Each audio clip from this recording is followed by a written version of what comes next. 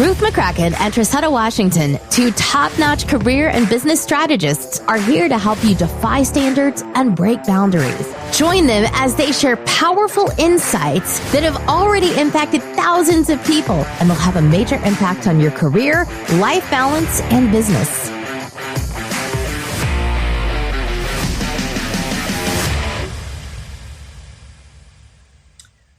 Hey, welcome. Hi, everybody. Welcome. Happy Friday. Happy great day. We are here live in our community, and we're super excited to have you guys. This Friday is going to be a really great treat. It is the last Friday of January, and we've made it. So go ahead and just give yourself a round of applause or tap yourself on the back and say, listen, if you can make it through January smooth and with the right sound of mind, now you can unfold and start continuing your next 11 months for the rest of the year, or even so much more the years to come as well. Not just so much just for this year, but also onward. For those who are coming in for the first time, and you're probably wondering, who are these amazing lights that have now just lightened up your day?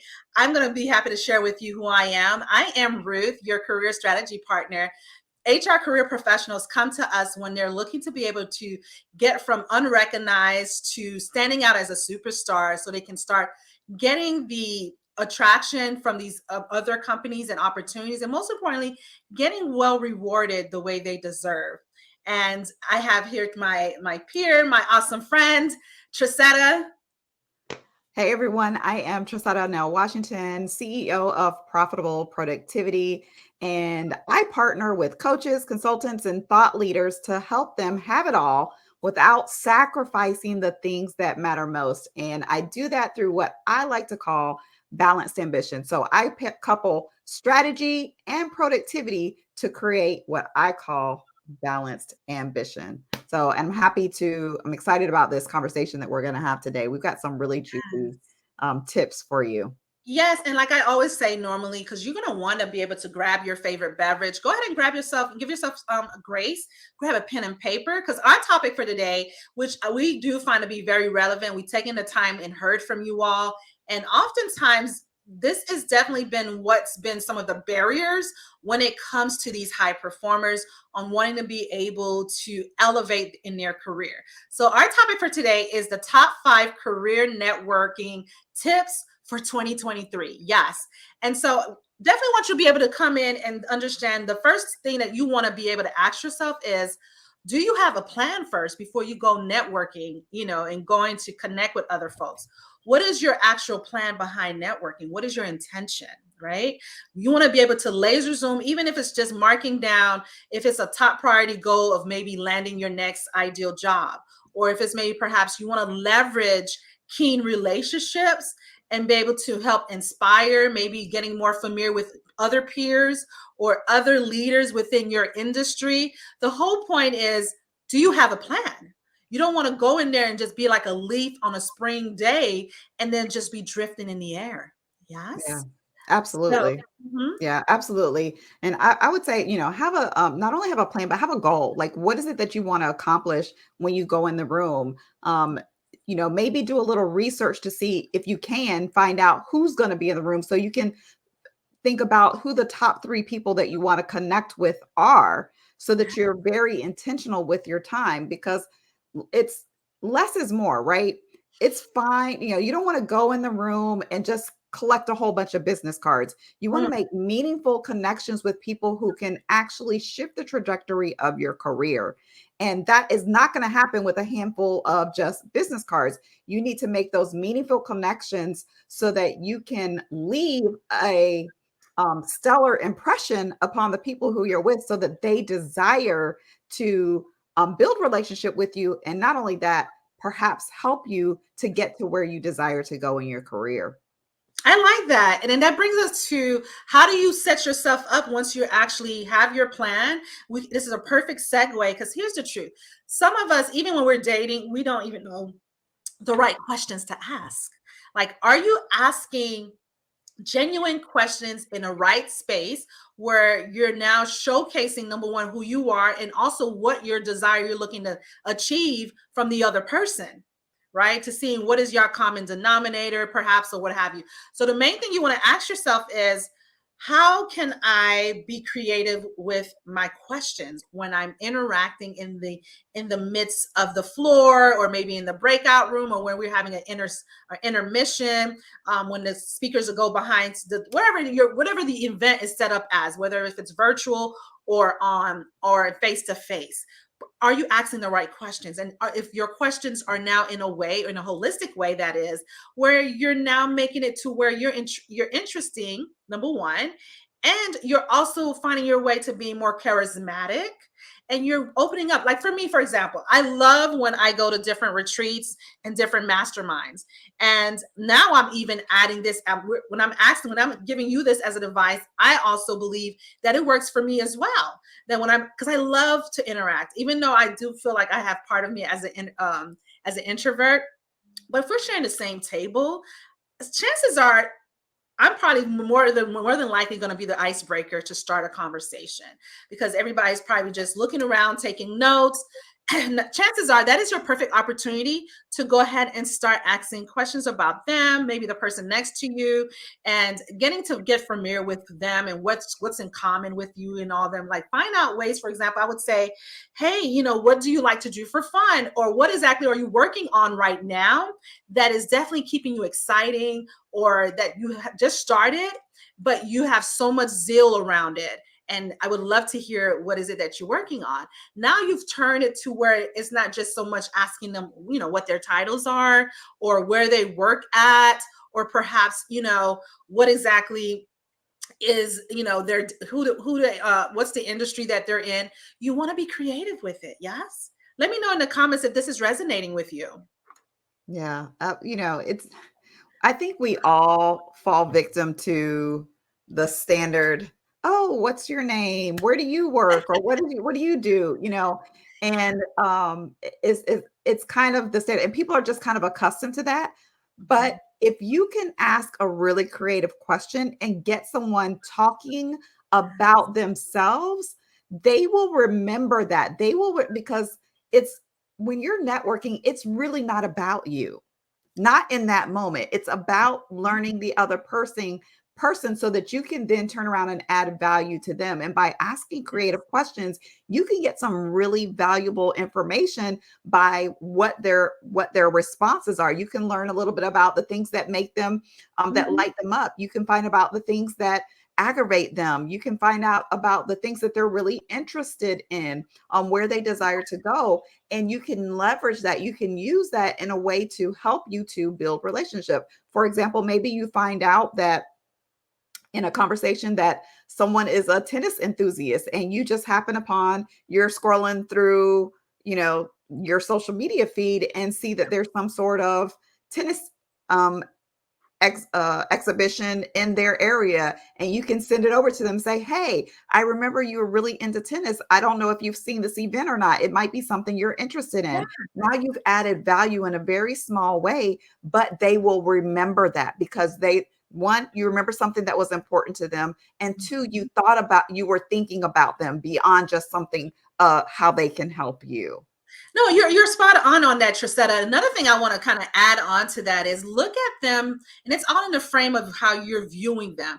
I always say, look at them as though you're catching up with an old friend, an old peer, an old colleague, however you want to describe it. So that way your anxiety level is down, you're now comfortable, and you start off thinking, what ways can I be able to open up this conversation? Maybe start with a compliment, where it's not coming off any derogatory way, but maybe you like their hairstyle, maybe you like the shirt that they're wearing, or the type of dress that they're wearing. What boutique do you shop at? You can start with an icebreaker that also helps with being creative, and then warming up the conversation.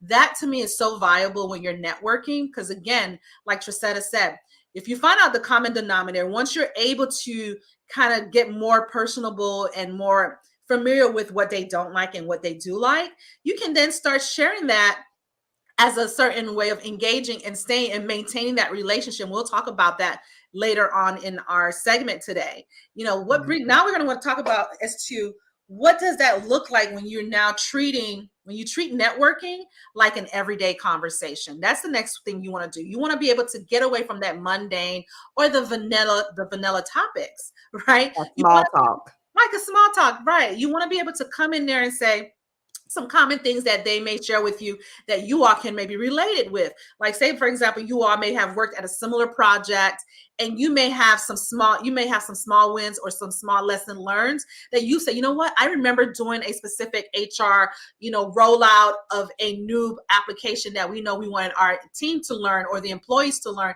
Here's how you want to maybe avoid some of the disconnect or lack of communication, because that was some of the hurdles that I overcame, and I thought it would be a great genius idea to share that with you. Now doesn't that sound a lot more of a more exciting or creative way of having a conversation versus making it to where the small talk is now just starting to stale, and it's starting now to lose is what I like to call it. It's firecracker or the fireworks in there, because we all work in a neural type of connectivity. So we want to be able to find a way to know that people connect with people, right? And you want to ask yourself is, how do you connect with people in a way that it's a synergy that is definitely showcasing that, yes, you are definitely in an area where you have a common meetup, you have a common way of connecting with each other. Is this making sense? Let's go ahead and let us know that, yes, you're talking to me. I now want to be more creative and finding ways to definitely unleash the conversation in a very meaningful way. Yes. Yeah. I love, I was thinking too, while you were talking, that kind of going back to the asking creative questions. One thing that I've done in the past is I'll decide like three interesting questions before I go to an event and write it on like a little sticky note that I can slide in my pocket, because I have a tendency to I'm good in small settings, like one-on-one. I can rock that out. When I enter into a room where there's a lot of people, it tends to make me a little bit nervous. I wouldn't go as far as to say I have social anxiety, but I do get a little more nervous when there's a large crowd of people. And so that's you're only alone on this topic, because I know I'm not. I know I'm not. I know you're not alone, because trust me, when you're coming in, this is an unfamiliar zone to you. Right. 90% of the faces are not faces that you probably see on an ongoing basis.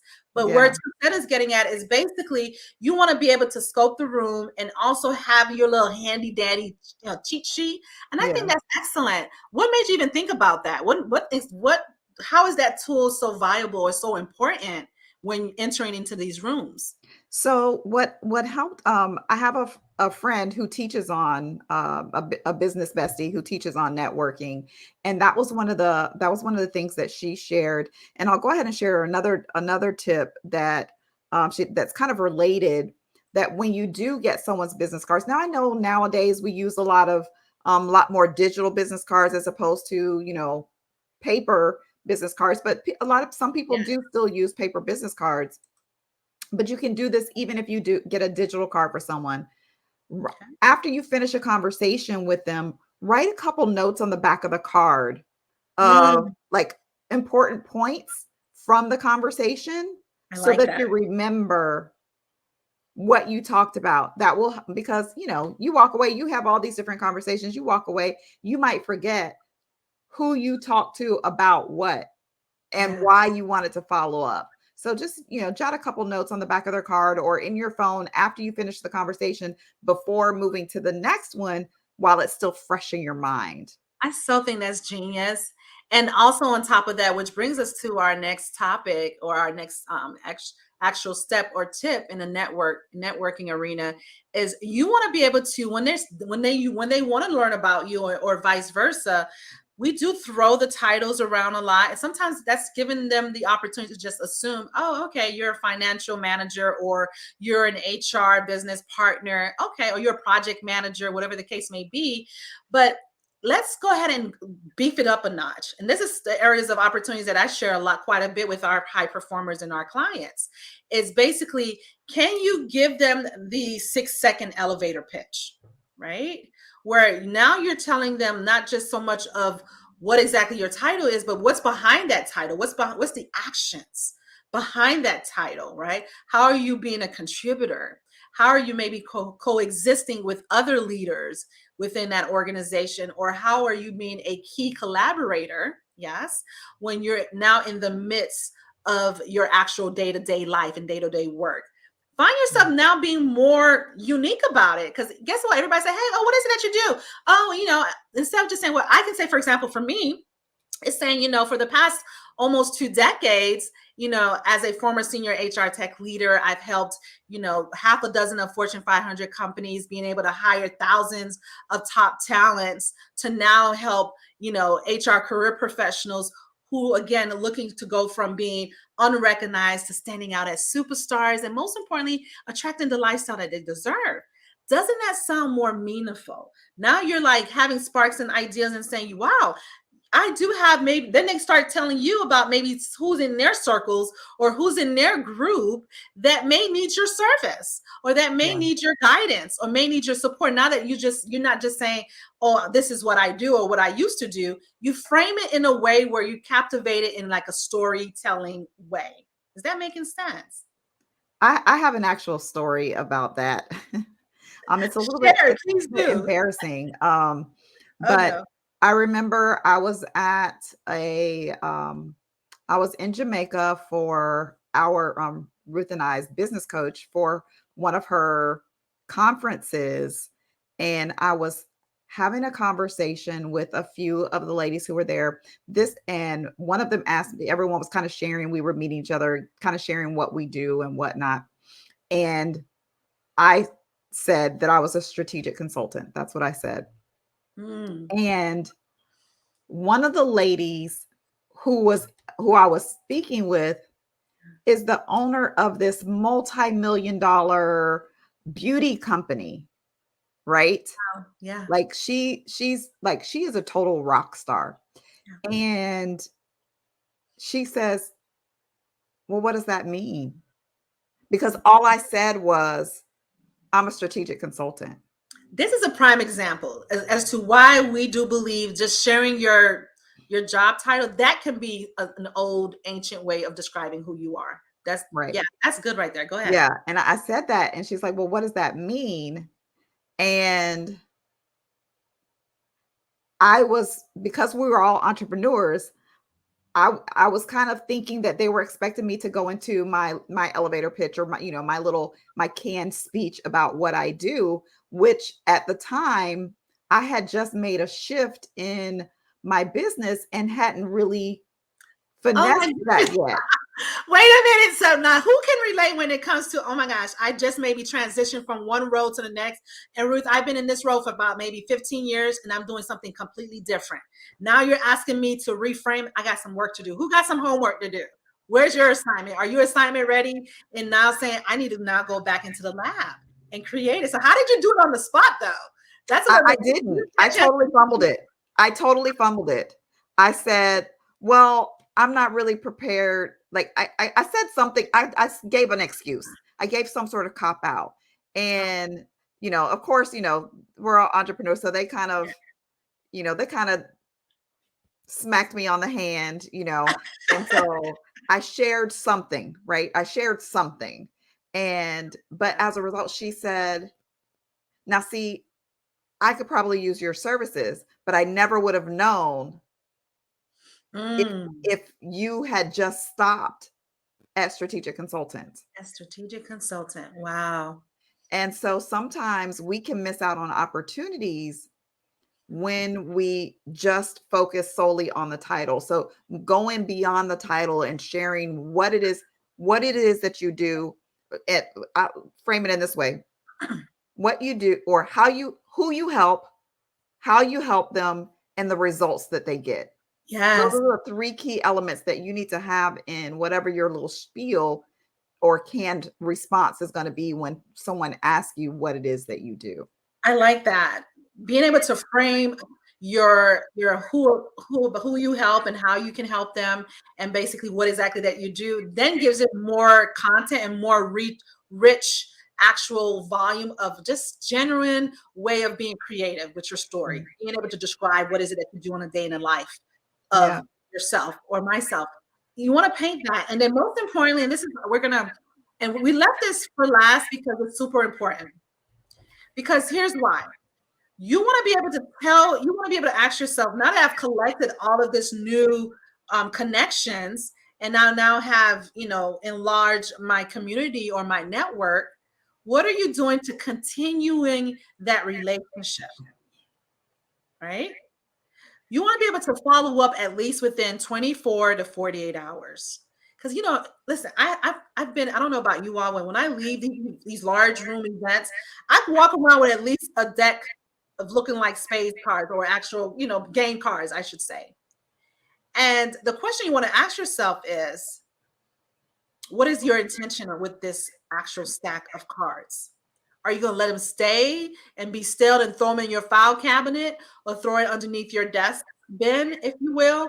Or are you going to take the initiative and really go through them, and then maybe use an application? There's a lot of, applications out there where you can maybe scan them and it automatically captures them. I use something that's called Keep, which is our CRM, and it has that feature or benefit in there where you can then start to just automatically collect their information. But my point here is, once you've gathered the information, what are you doing about it?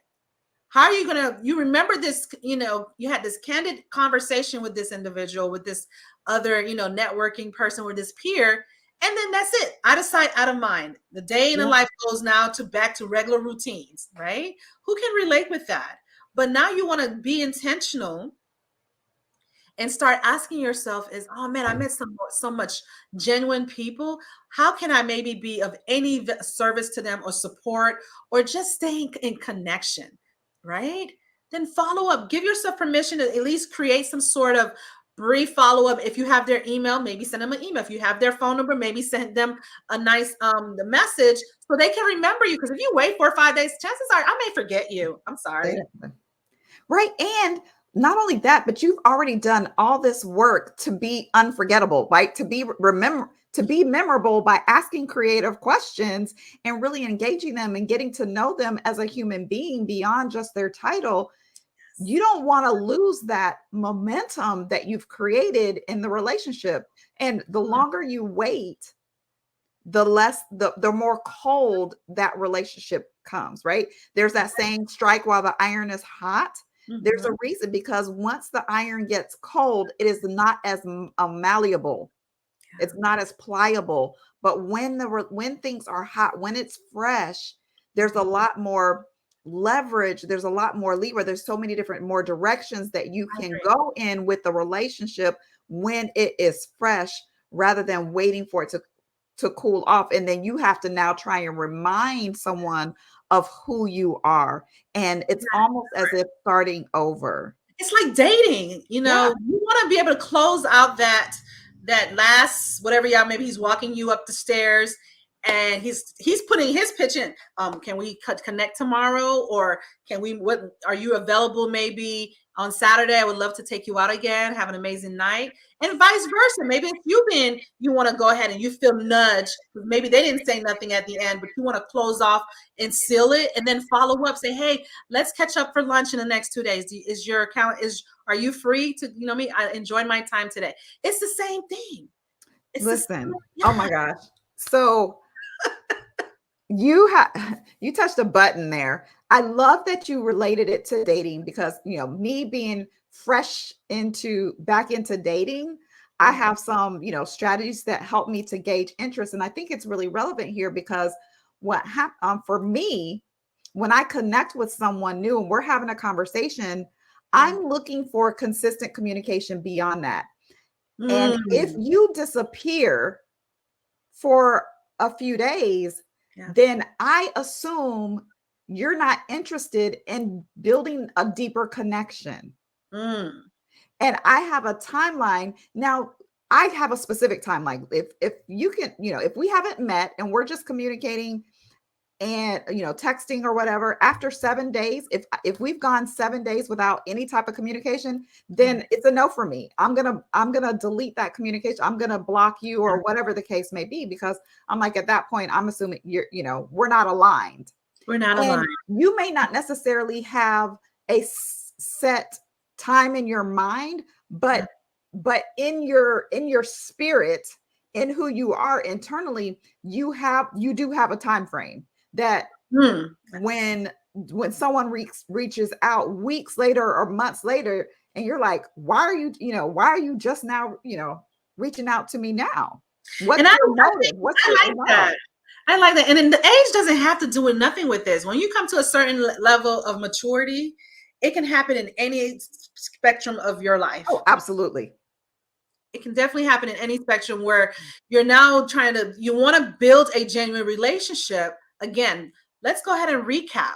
Because if you're going to start doing these networking, engagements, because you're looking for ways on how to strive and increase your net worth of individuals or just leaders or genuine folks, because I do believe that you don't know, you might be having it so spot on, just having an amazing life right now, right? But you and I know, in order for you to get amazing, there had to be something opposite of amazing, where maybe there was some grief, where there was maybe some areas where you had to be feeling alone or lonely. So in order to feel amazing, something opposite has to happen. So what I'm getting at is you want to be able to make sure that if I'm not staying consistent with the planning and being intentional about it, I want to make sure that I'm going to still be consistent in the networking process. So the first thing we talked about was having a plan.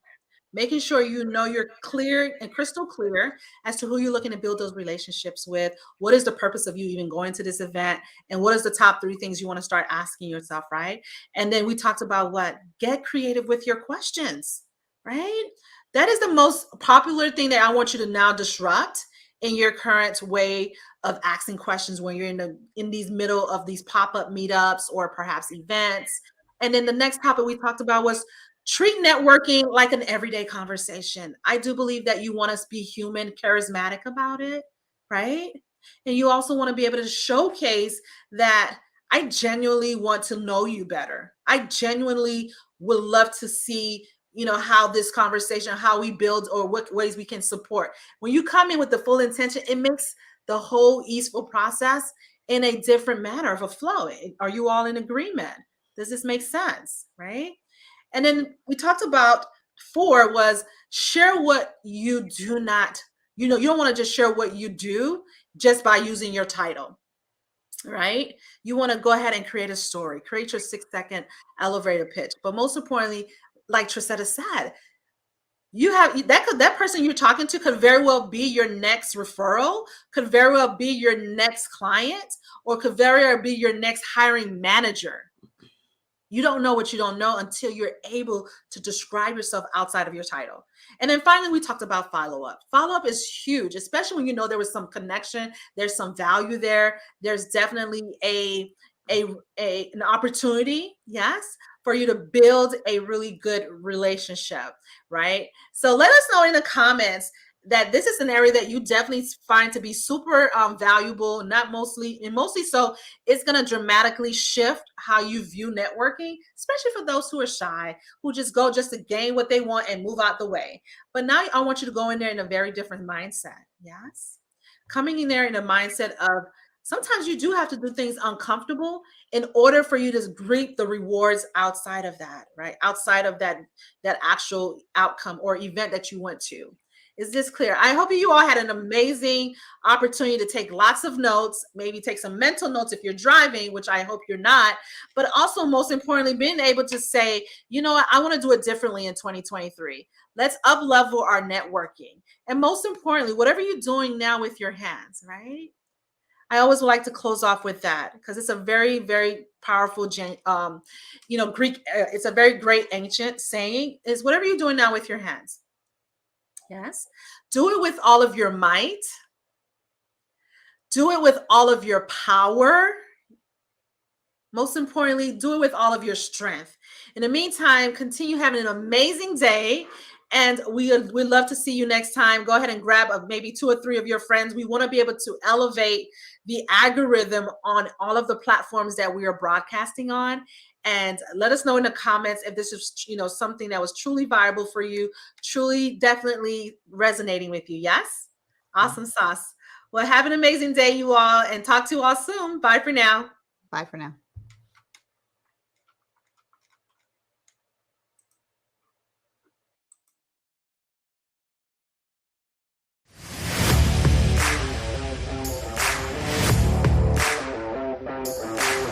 Join and subscribe with career strategist Ruth McCracken and business strategist Trisetta Washington to the Breaking Boundaries podcast each week. You too can experience the limitless potential of rewriting rules and creating an extraordinary future for yourself.